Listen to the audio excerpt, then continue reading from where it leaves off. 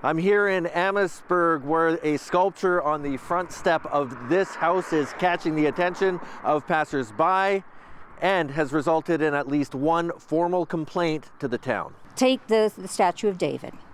The Statue of David does have genitalia on it. People do have that statue in their yard. It is considered art.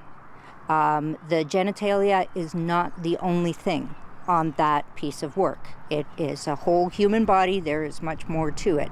This is a 4-foot tall penis, and it is meant to offend people. Do you think that's the motivation of this individual, is to offend? Either that or they have a really immature sense of humor.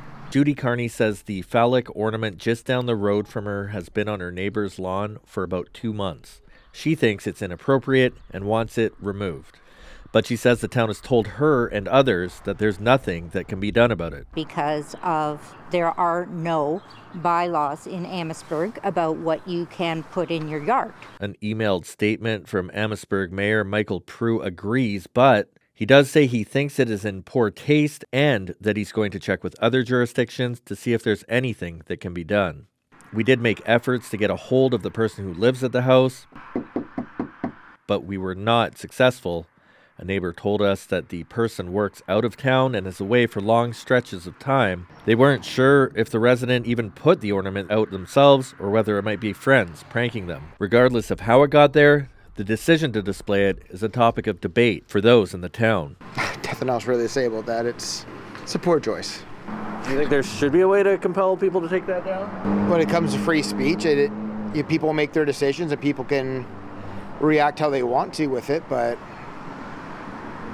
at the end of the day, it's still someone's choice to put up what they want. If there is no rule, then they have the right to do that. But I feel like, the town could potentially have a meeting over that and maybe establish some from now on. I actually don't find it acceptable, especially because I have young children, and I don't want them to see that as if we go by there. Carney hopes her neighbor will consider removing the lawn ornament. Once you see that, you can't unsee it. Otherwise, the only option is to look the other way. Jacob Barker, CBC News, Amherstburg.